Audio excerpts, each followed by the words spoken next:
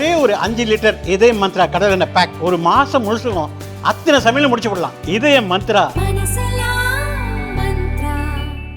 மாண்புமிகு தளபதி அவர்கள் இன்று தொடங்கி வைத்திருக்கின்றார்கள்.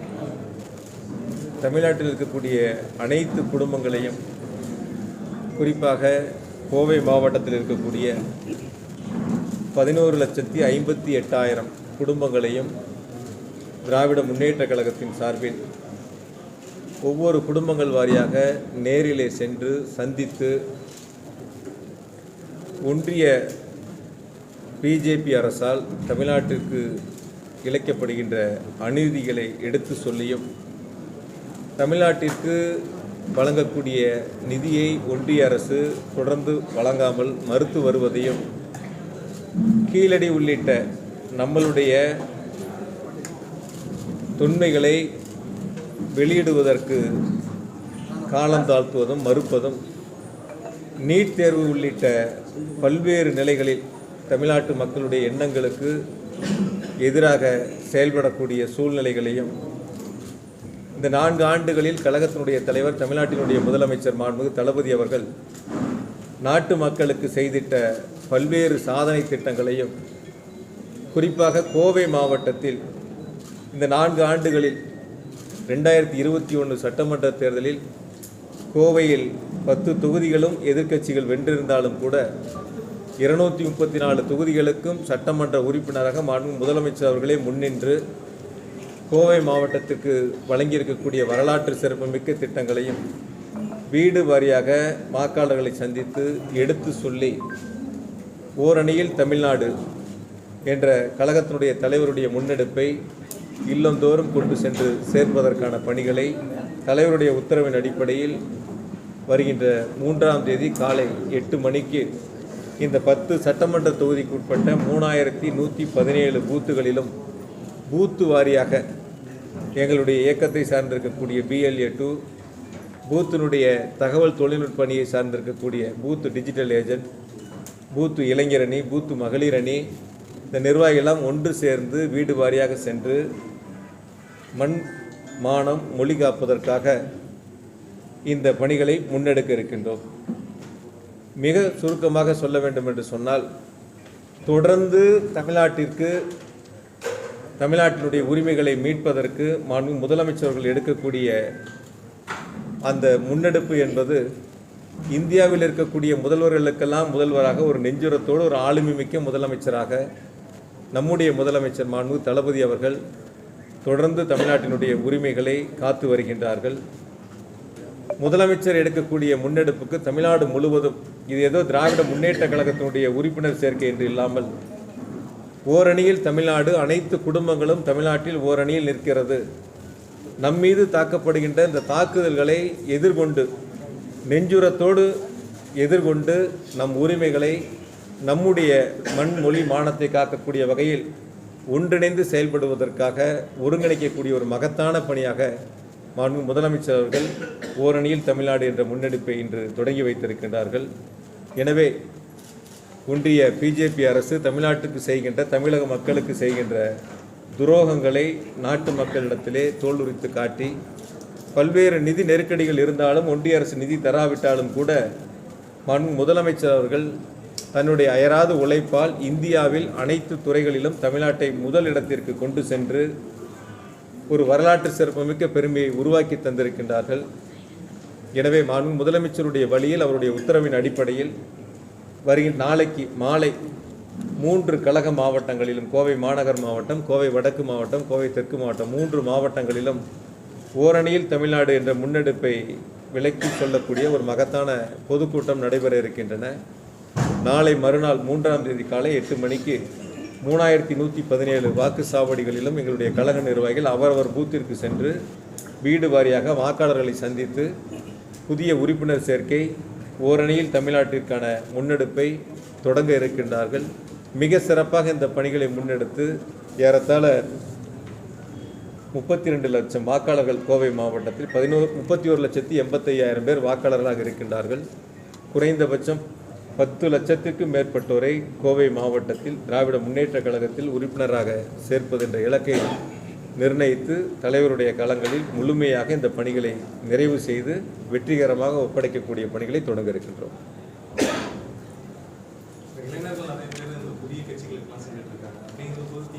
எங்களுக்கு தெரிஞ்சு யாரும் போகலை. நீங்கள் யாராவது இருந்தால் சொல்லுங்கள். எங்களுக்கு தெரிஞ்சு சில பேர் நீங்கள் சொல்கிறதெல்லாம் வந்து அவங்கவுங்க பிடிச்ச இடங்கள்ல அந்த ரசிகர் மன்றங்கள் அந்த மாதிரி இருப்பாங்களே தவிர யாரும் எங்கேருந்தும் மாறி போன மாதிரி யாராவது ஒருத்தர் எங்காவது இருந்து போயிருக்கான்னு சொல்லி தகவல் இருக்கான். நீங்களா டிவிக்கு கட்சியான பிறகு அதிக அளவில் உறுப்பினர்களை சேர்த்துருக்காங்க, கோடிக்கணக்கில் சேர்ந்துட்டாங்க சொல்லி அவங்க ஆன்லைன் ஆப்லாம் காட்டியிருக்காங்க.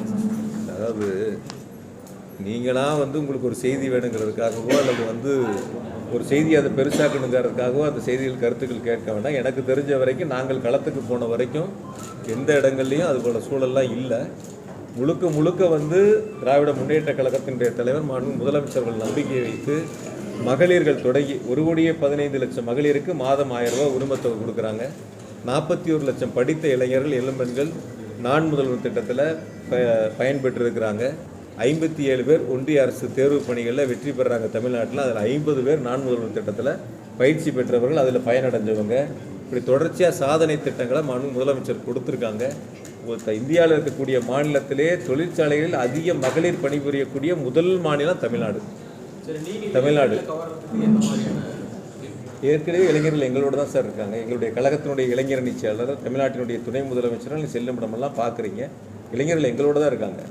இளைஞர்களுக்கான திட்டங்கள் தொடர்ந்து கொடுத்துட்ருக்காங்க. நான் முதல்வன் யாருக்கான திட்டம், தமிழ் புதல்வன் யாருக்கான திட்டம், புதுமை பெண் யாருக்கான திட்டம், இதெல்லாம் மாணவ மாணவிகளுக்கான திட்டம், இளைஞர்களுக்கான திட்டம். தொடர்ந்து அரசினுடைய திட்டங்கள் முன்னெடுத்து கொண்டு செல்லப்படுகின்றன. கழகத்தினுடைய இளைஞரணி, கழகத்தினுடைய மாணவரணி, கழகத்தினுடைய விளையாட்டு மேம்பாட்டணி எல்லாம் இதெல்லாம் ஒருங்கிணைச்சு எங்களுடைய இளைஞரணி செயலர் போட்டதற்குரிய சின்னவர் அவர்கள் செல்லுமிடமெல்லாம் நீங்கள் பார்க்குறீங்க. மிக உற்சாகமான வரவேற்பை தரக்கூடிய இளைஞர்கள் பங்கு பெற்று அதில் சிறப்பித்து கொண்டிருக்கின்றார்கள். எனவே வந்து இன்னைக்கு சொல்லக்கூடிய கருத்து நாங்கள் மிக சிறப்பான ஒரு முன்னெடுப்பை எடுத்திருக்கிறோம். நீங்கள் இன்னொரு கட்சிக்கு விளம்பரம் தேட வேண்டியதில்லை. இருக்கக்கூடிய கருத்துக்கள் ஏதோ செவிவழி செய்தியில் டீ கடையில் பேசுறதுல உங்களுக்கு வந்து விவாதத்துக்கு பொருள் வேணுங்கிறதுக்காக கூடிய கருத்துக்கள் வேண்டாம். அதனால் நாங்கள் அல்ல பொதுவாக சொல்லப்படுறது. நீங்கள் அதாவது கட்சியிலேருந்து வந்தவங்கள உடனடியாக வந்து துணை முதல்வரை சந்திக்கிற வரைக்கும் ஏற்பாடுகள் நடந்திருக்கு அப்படிங்கிற மாதிரி. அதாவது துணை முதல்வர் யாரு போனாலும் நீங்கள் போனாலும் பார்ப்பாங்க. நீங்கள் போனீங்களா?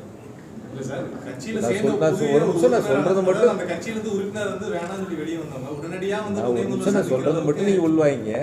துணை முதலமைச்சர் யாரு போனாலும் சந்திப்பாங்க. ஏன் சந்திக்க கூடாதுன்னு ஏதாவது இருக்கான்னு கேட்கறேன். திமுக இருக்கிறவங்களையும் பார்ப்பேன். நீங்க ஒரு தவறான கருத்தை நீங்க முன்னெடுக்க கூடாது.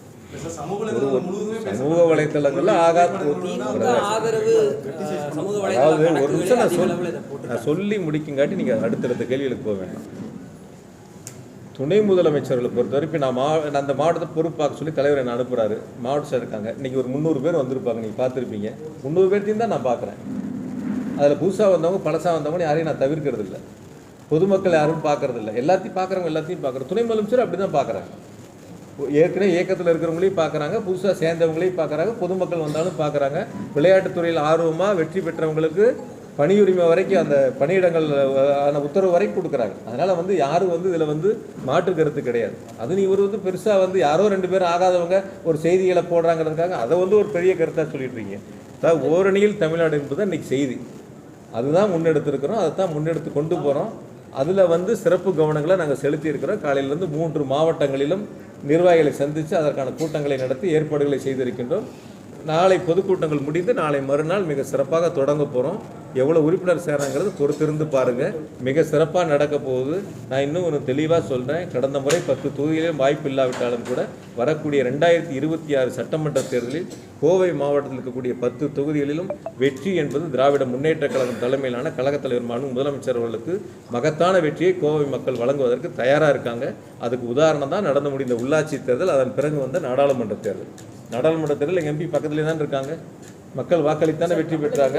சட்டம் ஒழுங்கு பிரச்சனை இருக்கு. திருப்போணம் காவலர் வந்து காவலர் தாக்கப்பட்டு ஒரு திறந்திருக்கிறாரு. இதையெல்லாம் திசை திருப்பவருக்கு தான் மொழி பிரச்சனை, கீழடி விவகாரம், தொகுதி மறுசீரமைப்பு, இது போன்ற பிரச்சனைகளை வந்து திமுக பிரச்சாரமாக செய்யுது. மொழி பிரச்சனை இல்லைன்னு நீங்கள் சொல்கிறீங்களா? இந்தி திணிப்பு இல்லைன்னு நீங்கள் சொல்கிறீங்களா? கீழடி பிரச்சனை வந்து அதை அவங்க ஒத்துக்கிட்டு வெளியிட்டு இருந்தால் நாங்கள் ஏன் அந்த கருத்தை சொல்ல போகிறோம்? நம்மளுடைய வரலாறுகளை மறைப்பதற்கு ஒன்றிய அரசு முயற்சி செய்கிறது. அதனுடைய கருத்தை வெளியிட மறுக்கிறது. அது சொல்லணுமா வேண்டாமா? அரசனுடைய கடமை, ஒரு இயக்கத்தினுடைய கடமையா இல்லையா? அது நீங்கள் வந்து அது நாங்கள் அதுக்கு என்ன சம்மந்தம்னு கேட்குறேன் நான்.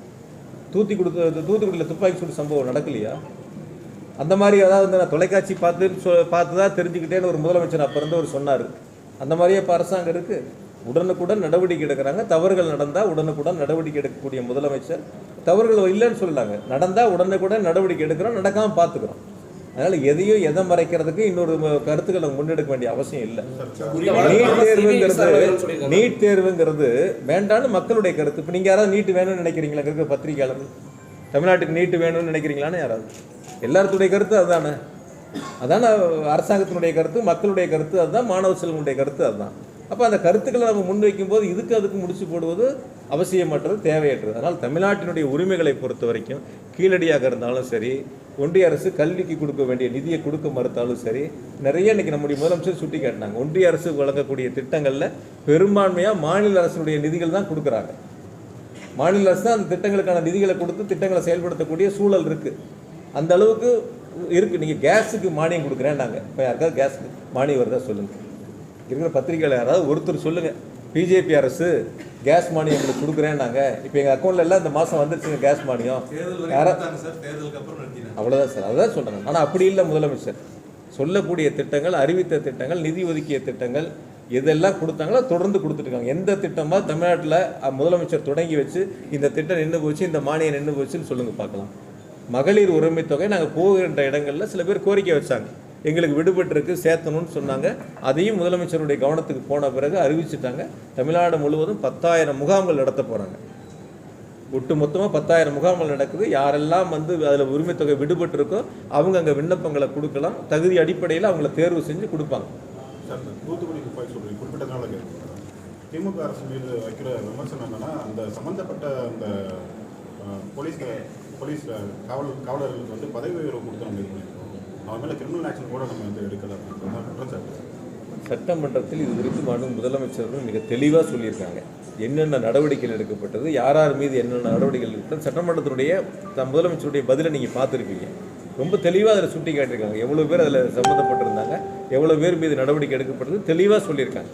நீங்கள் சொல்லக்கூடிய கருத்துக்கள்லாம் சில அரசியல் கட்சிகள் ஏதாவது ஒரு செய்தி டெய்லியும் வெளியிடணும். சில பேர்லாம் இங்கே வந்து விமான நிலையத்தில் அப்போ பேட்டி கொடுத்தாங்க, இப்போ அவங்களாம் காணோம், எங்கே இருக்காங்கன்னு தெரியல. அந்த மாதிரி சில பேர் எங்கேயாவது போகிற வழியில் ஒரு செய்தியை கொடுத்துட்டு போகணுமேங்கிறதுக்காக கொடுக்குறாங்க.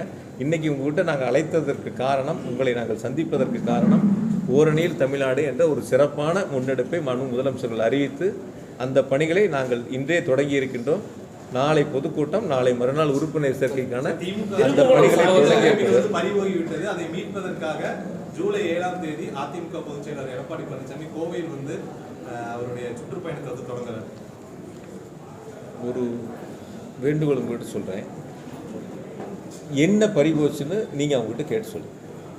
இந்த 4 ஆண்டுகளில் ஆட்சி பொறுப்பேற்று மாண்பு தளபதி அவர்கள் முதலமைச்சராக அமர்ந்து தமிழ்நாட்டின் உரிமை என்ன பறிபோயிடுச்சுன்னு ஏதாவது ஒரு கருத்து ஒன்று நீங்களாவது கேட்கணும் அவங்ககிட்ட. சிறுவாணி அணையில வந்து 50 அடி வரைக்கும் நீர் தேக்கிட்டு இந்த கேள்வி முடிச்சுட்டு ஒரு நிமிஷம் இந்த கேள்வியை முடிச்சுட்டு அடுத்த கேள்விக்கு போங்க. இந்த கேள்வி முடிச்சுட்டு, அதாவது வந்து எடுக்கக்கூடிய நடவடிக்கைகள் முழுமையாக எடுத்திருக்கிறோம். அது சம்மந்தமாக இருக்கக்கூடிய பணிகள் தொடர்ந்து அதில் நடந்துக்கிட்டு இருக்குது. இங்கே அதில் எந்த விதமான மாற்று கருத்தும் இல்லை. ஏதோ அவங்க செஞ்சுட்டாங்க நாங்கள் செய்யலைன்னு சொல்லி. இப்போ இதுக்கு முன்னாடி கார்த்தி என்ன பேசினாங்க, இந்த பாலர்களையும் அவினாசி ரோடு 12% அவங்க முடிச்சிருந்தாங்க, அவ்வளோதான் செலவழிச்சிருந்தாங்க. மீதி 88% பணத்துக்கான நிதி, அந்த பாலத்துக்கான நிதிகள் நாங்கள் தான் கொடுத்துருக்குறோம். நாங்கள் தான் அந்த வேலையை முடிச்சிருக்கிறோம். அவங்க செஞ்சது எவ்வளவு கேட்டால் நாங்கள் பாலம் கொண்டு வந்தேன்னு சொல்லுவாங்க. ஏதாவது ஒரு கருத்துக்கள் வந்து சொல்லக்கூடிய கருத்துக்கள், தேர்தல் நேரங்கிறதுனால ஒவ்வொரு அரசியல் கட்சியும் ஒவ்வொரு மாதிரியான கருத்துக்களையும் முன்வைப்பாங்க. அந்த கருத்துக்களை நீங்கள் ஒரு செய்தியாக போடணுங்கிறது அது உங்களுடைய கடமை, அது நீங்கள் செய்கிறீங்கன்னு வச்சுக்கோங்க. பொதுவாக நீங்கள் கோயம்புத்தூரை பொறுத்த வரைக்கும் இப்படி ஒரு பெரியார் நூலகம் இது வரைக்கும் அமைஞ்சிருக்கா? படிக்கக்கூடிய போட்டித் தேர்வுக்கு தயாராகக்கூடிய மாணவ மாணவிகளுக்கு, அந்த இளைஞர் இளம்பெண்களுக்கு எவ்வளோ ஒரு வசதி வாய்ப்பாக இருக்கும். 7 மாடி கட்டணம் மிக பிரம்மாண்டமாக இருக்குது. நகைத்தொழில் செய்கிறவங்களுக்கு என்றைக்காவது அவங்க வாழ்க்கையில் நினச்சி பார்த்துருப்பாங்களா? எத்தனை வருஷம் கோரிக்கை. இங்கே இருக்கக்கூடிய பத்திரிகையாளர் எத்தனை முறை அதை எழுதியிருப்பீங்க.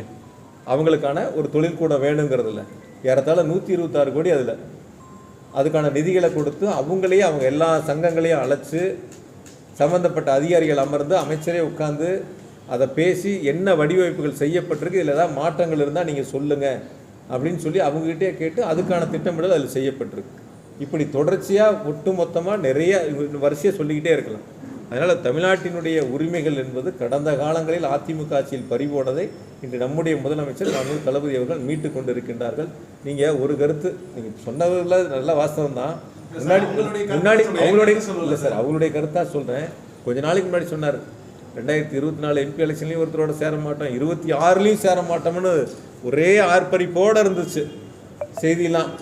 அடுத்து எங்கே போனாங்க என்னன்னே தெரியல. பக்கத்தில் போய் உட்காந்து அப்படியே கொஞ்சம் மிக்சர் வச்சுருந்தா சாப்பிட்டு உட்காந்துருப்பாங்க. டேபிளில் மிக்சர் வேறு இல்லை அன்றைக்கி, இல்லைன்னா அதையும் சாப்பிட்டுட்டு உட்காந்துருப்பாங்க. பொதுவாக சொல்கிறேன். எதுக்கு சார் நாங்கள் அப்படி சொன்ன மாதிரி நாங்கள் தான் நினச்சோம். என்ன சார் நாங்கள் சொல்ல சார், அவங்க தானே சார் சேர மாட்டேன்னு சொன்னாங்க. நாங்களாக சொன்னாங்க நீங்கள் சேருங்க சேர வேண்டாம் நாங்களாக சொன்னோம். அவங்க சேர மாட்டேன்னு சொன்னாங்க, அவங்க சேர்ந்துருக்காங்கன்னு தான் சொல்கிறோம். நாங்கள் வேற ஒன்றும் சொல்லலைங்க. எங்கள் கூட்டணி வலுவான கூட்டணி, எங்கள் தலைவர் மீது மக்கள் நம்பிக்கை வச்சுருக்காங்க, தலைவருடைய திட்டங்களுக்கு வரவேற்பு கிடைச்சிருக்கு. முதலமைச்சர் செல்லும் இடமெல்லாம் தாய்மார்கள் மகளிர் உற்சாக வரவேற்பு கொடுக்குறாங்க. அடுத்த 2026 தேர்தலிலும் தளபதி தான் முதலமைச்சருங்கிறத உறுதி செய்கிறாங்க. இப்போ ஒரே ஒரு நோக்கம், நீங்கள் ஒவ்வொரு முறையும் சில பேர்லாம் பேட்டியில் கூட கொடுத்தாங்க பிஜேபி இங்கே வந்தால் பிரதமர் இங்கிலீஷில் தான் பேசுகிறார், ஆங்கிலத்தில் தான் பேசுகிறாருன்னு. அதுவும் சோசியல் மீடியாவில் வந்துச்சு. அவர் எந்தெந்த கூட்டத்தில் கலந்துக்கிட்டாரு, எதெல்லாம் ஹிந்தியில் பேசினாருன்னு. அதெல்லாம் விட்டுறீங்க சோசியல் மீடியாவில், அதெல்லாம் வந்துச்சுல்ல. ஒரு கட்சியோட ஒரு நிர்வாகி பேசினார், அவங்க அங்கே இங்கிலீஷில் தான் பேசுகிறாரு, வேறு எதுலேயும் பேசுறது இல்லைன்னு. அப்படியே கீழே பதிலை போட்டிருந்தாங்க, அவர் ஹிந்தியில் பேசுறது. அப்படி தானே வந்துச்சு. நாடாளுமன்ற தேர்தலப்போ தான் பாஜக எதிர்த்து திமுக அரசியல் செய்யும். இந்த டைம் சட்டமன்ற தேர்தலே அந்த யுத்தியை கையாளு. இல்லை சார், பிஜேபி எதிர்த்து அரசியல் செய்ய வேண்டிய அவசியம் எங்களுக்கு கிடையாது. பிரதான எதிர்கட்சியா பிஜேபியை எதிர்த்த ஏடிஎம்கே பற்றி தானே சொல்லிட்டு தான் இருக்கோம், சொல்லாமல் இல்லையே. இல்லை ஓரணியில் தமிழ்நாடு முக்கிய ஃபோக்கஸே ஒன்றிய அரசு செய்யக்கூடிய விஷயம் இல்லை சார். அதாவது முக்கிய ஃபோக்கஸுங்கிறது கிடையாது. என்னெல்லாம் நம்முடைய உரிமைகள் இருக்குது, என்னெல்லாம் ஒன்றிய அரசு செய்யாமல் இருக்குது, நம்ம எதெல்லாம் இப்போ நம்ம கேட்டுக்கிட்டு இருக்கோம் என்னங்கிறது தான் நம்மளுடைய கருத்து. அதை சொல்லி தான் ஆகணும் மக்கள்கிட்ட. இன்றைக்கி இருக்கக்கூடிய சூழல்கள் இளைஞர்கள் பெண்களுக்கு அதே போல் மகளிருக்கெல்லாம் தெரியணும்ல, நாட்டினுடைய நடப்பு தெரியணும்ல, இல்லை வரைய போய் சொல்லணும்ல. இப்போ 2 நாளைக்கு முன்னாடி ஒரு அரசியல் கட்சியோட தலைவர் கோயம்புத்தூர் வரைக்கும் இருந்துட்டு சாலையெல்லாம் மோசமாக இருக்குது, ரோடே போடலை, அதெல்லாம் பார்க்கணும்னு சொல்லி சொன்னாங்க. நான் பல முறை உங்களுக்கே சொல்லியிருக்கேன், பத்திரிகையாளர் சந்திப்புலேயும் சொல்லியிருக்கிறோம், நிறையா சாலைகள் ஆரம்பிக்கும் போது கூட சொல்லியிருக்கோம். இது வரைக்கும் கோவை மாநகராட்சியில் மட்டும் 1364 கிலோமீட்டர் ரோடு போட்டிருக்கு. 4 வருஷத்தில் 1364 கிலோமீட்டர் நீளத்திற்கு சாலைகள் அமைக்கப்பட்டிருக்கின்றன. 417 கோடி ரூபாய்க்கு ரோடு மட்டும் போட்டு 200 கோடி ரூபா சிறப்பு நிதியில் அதுக்கப்புறம் எடுத்து அந்த வேலைகள் நடந்துகிட்டு இருக்கு. வரக்கூடியவங்க என்ன சொல்கிறாங்க, ரோடே போடலை, எதுவுமே நடக்கலை, எல்லாம் குண்டு குழியுமா இருக்கு. பொதுவான கருத்துக்கள் அப்படி தானே சொல்றாங்க. போன வாரம் உப்புளி வளையத்துல கூடி ரோடு உள்ள இறங்கிடுச்சு, சூயஸ்க்கு தோன்றாங்க மூடிறாங்க, அப்புறம் பாதாள சாக்கடைக்கு தோண்டி. அதாவது என்னன்னா 1400 கோடி போட்டுறாங்க, தோண்டிடுறாங்க, அப்படி எதுவும் தோன்றதுல அது மாதிரி கிடையாது. பாதாள சாக்கடை திட்டங்கள் எடுத்த அந்த மண்டலங்கள்ல சாலைகள் எடுக்கல. குடிநீர் பைப்லைன் போட்ட இடங்கள்ல சூயஸ் திட்டம் யார் கொண்டாந்தாலும் உங்களுக்கு தெரியும். அதில் என்னென்னலாம் நடந்துச்சு, என்னென்ன கருத்துக்கள்லாம் வந்துச்சுன்னு தெரியும். அந்த இடங்கள்ல குழாய் உடைப்பு ஏற்படக்கூடிய இடங்கள்ல, பாதிப்பு ஏற்படக்கூடிய இடங்கள்ல பறிக்கிறாங்க. திரும்ப அந்த இடங்களை மூடும்போது சில இடங்கள் அந்த மாதிரி வரக்கூடியது உடனுக்குடன் அது சரி செய்யப்படுகிறது. பாதாள சாக்கடை போட்டு தான் ஆகணும், வேண்டான்னு சொல்ல முடியுமான்னு கேட்குறேன். செய்யணும், அது செய்ய இடங்கள்ல ரோடு போடணும் அவசியம். பத்திரிகையாளர்கள் ஒரு கருத்தை மட்டும் நீங்கள் மனசில் பதிவு வச்சுங்க, யாரோ சொல்கிறாங்கிறதுக்காக அதை எடுத்துக்க வேண்டாம். ஒரு சாலையினுடைய ஆயுள் காலம் 5 வருஷம். ஒரு ரோடு போட்டால் 5 வருஷத்துக்கு முன்னாடி அந்த ரோட்டை திரும்ப எடுக்க முடியாது, எடுத்தால் ஆடிட்டில் பிரச்சனை வரும், ரோடை சேங்ஷன் பண்ண முடியாது. அப்போ கடந்த அதிமுக ஆட்சியில் ரோடு போட்டுருந்தா இப்போ 5 வருஷத்துக்குள்ளே அந்த ரோடு நம்ம எடுக்க முடியாது. இப்போ போன ஆட்சியில் போடாத ரோடெல்லாம், போடாமல் விட்டுட்டு போன ரோடெல்லாம் நீங்கள் பெரும் கலர் கலரான திட்டங்களை சொல்கிறாங்களே தவிர புதிய சாலைகள் அமைப்பதற்கோ சாக்கடைகள் அமைப்பதற்கோ பாதாள சாக்கடை திட்டத்திற்கான நிதிகளை எதையும் கொடுக்கல. இப்போ முதலமைச்சர் கொடுத்து அந்த பணிகள் செய்கிறாங்க. இதெல்லாம் ஒரே நாளில், ஒரே வாரத்தில், ஒரே மாதத்தில் நடைபெறுவதில்லை. பாதாள சாக்கடை திட்டப்பணிகளும் முடிக்கணும், சூயஸ் திட்டமும் பாதிப்பு வராமல் அதை விரைவாக சிறப்பாக மக்களுக்கு கொண்டு சேர்ந்து வேறு வழி இல்லாமல் குடிநீருக்கான தேவைகளை அந்த பணிகளை செய்யணும். விடுபட்ட பகுதிகளுக்கு சாலைகள் போடணும். கூடுதலாக நிதி வேணும்னாலும் முதலமைச்சர் கொடுக்குறேன்னு சொல்லியிருக்காங்க. அதனால் இந்த பத்திரிகையாளருடைய சந்திப்பினுடைய நோக்கம் ஓரணியில் தமிழ்நாடு, புதிய உறுப்பினர் சேர்க்கை, நம்முடைய உரிமைகளை முதலமைச்சர்கள் முன்னெடுத்திருக்கக்கூடிய இந்த முன்னெடுப்புகளை தமிழ்நாடு முழுவதும் ஒருங்கிணைத்து, குறிப்பாக கோவை மாவட்டத்தில் இருக்கக்கூடிய அனைத்து மக்களையும் ஒருங்கிணைத்து முன்னெடுக்கக்கூடிய ஒரு மகத்தான முன்னெடுப்பு. இன்று தொடங்கி இருக்கக்கூடிய இந்த பயணம் 45 நாட்கள் தொடர்ந்து கோவை மாவட்டத்தில் நடைபெற இருக்கின்றன. பூத்து வாரியாக எங்களுடைய நிர்வாகிகள் உறுப்பினர்களை சேர்ப்பார்கள். ஓரணியில் தமிழ்நாடு அந்த முன்னெடுப்பில் அவர்களை ஒன்றிணைக்கக்கூடிய பணிகளை மிக சிறப்பாக செய்வார்கள். எவ்வளோ பேர் உறுப்பினர்களாக இருக்காங்க? இப்போ இருக்கக்கூடியது அதை விட கொஞ்சம் குறைவாக தான் சார் இருக்கும். குறைவாக தான் இருக்காங்க. இலக்கு வந்து 10 லட்சத்துக்கு மேலே பிளான் பண்ணியிருக்கோம். சரி, 10 தொகுதிகளையும் கைப்பற்றுறதுக்கு என்ன செயல் திட்டம் வச்சிருக்கீங்க? அந்த செயல் திட்டத்தை உங்ககிட்ட சொல்லிட்டு அப்புறம் நாங்கள் எப்படி செயல் திட்டத்தை செயல்படுத்துறோம்? குறிப்பா அந்த இளைஞர்களுக்கு அதிக முக்கியத்துவம் வாய்ப்பு அந்த என்னென்னலாம் செயல் திட்டம் இருக்குன்னு உங்ககிட்ட சொல்லிட்டு அப்புறம் நாங்கள் எப்படி செயல்படுத்துறோம்? உறுதியா 10 தொகுதிகளில் அந்த மன உறுதி இருக்கு திமுகவுக்கு இல்லையா? கோவையில் வந்து முதல் முறையா 10 தொகுதி 100 வார்டு ஜெயிப்போம் தான் நின்றோம். எவ்வளோ வார்டு நாங்கள் ஜெயிச்சோம்? வார்டுங்கிறது வேற சார், எம்பி எலெக்ஷன் நாங்கள் ஜெயிப்போம் தான் நின்றோம். நிறைய பேர் வந்து ஆங்கில தொலைக்காட்சிகளே லைவ் வச்சுருந்தாங்க முதல் நாள் நைட்டு வாக்கு எண்ணிக்கை முன்னாடி. ஆனா வித்தியாசம் என்பது குறைவா தான். ஆங்கில தொலைக்காட்சிகளே லைவ் வச்சுருந்தாங்க எம்பி எலெக்ஷனில். வித்தியாசம் என்பது குறைந்தது. என்ன வித்தியாசம்? கடைசி நேரம் வரைக்கும் ஒரு பரபரப்பு என்ன ஒரு பரபரப்பு இல்லை சார். என்ன 1.5 லட்சம் ஓட்டில் ஜெயிச்சு 1.5 லட்சம் ஓட்டில் ஜெயிக்கிறது வெற்றி வித்தியாசம் கம்மியா? இப்ப மற்ற தொகுதிகளில் என்ன ஒரு தொகுதி 2 தொகுதி சார்? நீங்கள் என்ன எல்லாத்தையும் ஒரே மாதிரி கணக்கு போடுறீங்க? ஒரு தொகுதி 2 தொகுதியில் இருக்கக்கூடிய வித்தியாசங்களை வந்து நாடு முழுக்க கணக்கு போடுறீங்க. எங்களுடைய தலைவருடைய இலக்கு, அவர் எடுத்திருக்கக்கூடிய முன்னெடுப்பு நிச்சயமாக வீடு வாரியாக கொண்டு சென்று இந்த பணிகளை சிறப்பாக செய்யும். தேர்தல் களங்கிறது எங்களுக்கு இன்னும் வந்து இப்போ என்ன ஜூன் மாதம் தானே முடிஞ்சு, இப்போ ஜூலை தானே தொடங்கி இருக்கு. அடுத்த ஏப்ரல் மேலே தானே சார் தேர்தல். ஆனா நீங்க இப்போ ஓரணியில் தொடங்கிட்டீங்கன்னா நீங்களே தேர்தலுக்கு தயாராகிட்டீங்க. எடப்பாடி தயாராகிட்டீங்க. எங்கள் தலைவர் ஏற்கனவே அறிவிச்சிட்டாங்க சார். நாங்கள் தேர்தல் காலத்தை எப்பயே தொடங்கிட்டோம்.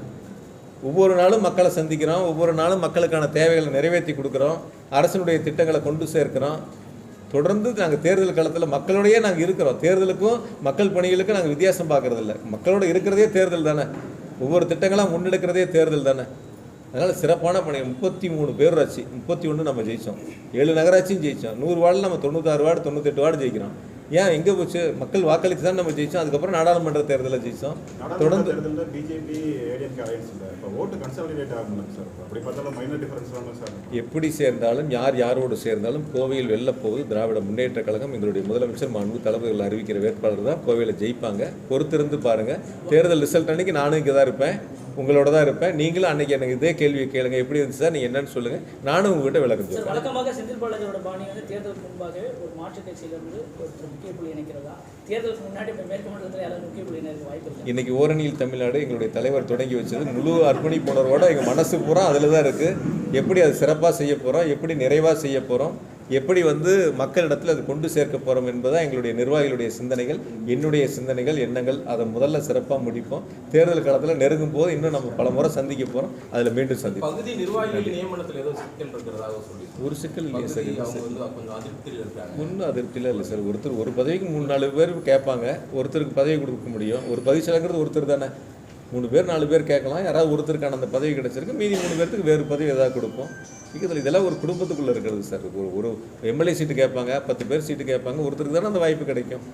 நீங்கள் பத்திரிகையாளர்னா உங்களுடைய வேலைக்கு இந்த 4 பேர் அப்ளிகேஷன் போட்டிருப்பாங்க. உங்களுக்கு அந்த வாய்ப்பு கிடச்சிருக்கு. மீதி 3 பேருக்கு கிடைக்காம இருக்கும். அது மாதிரி தானே. அதனால் அதிலெல்லாம் எந்த விதமான மாற்றுக்கருத்து. எல்லோரும் இப்போ தானே மீட்டிங் முடிச்சுட்டு போகிறாங்க. அதனால் சிறப்பான பணிகள் போயிட்டுருக்கு. கோவை மாவட்டத்தை பொறுத்த வரைக்கும் திரும்ப நான் சொல்கிறேன், இது திராவிட முன்னேற்ற கழகத்தினுடைய கோட்டை, முத்தமிழர் டாக்டர் கலைஞருடைய எஃகு கோட்டை, இப்பொழுது மாண்பு முதலமைச்சர் தளபதியுடைய கோட்டை. நிச்சயமாக தேர்தல் களம் என்பது திராவிட முன்னேற்ற கழகம் தான் வெற்றி பெறும்.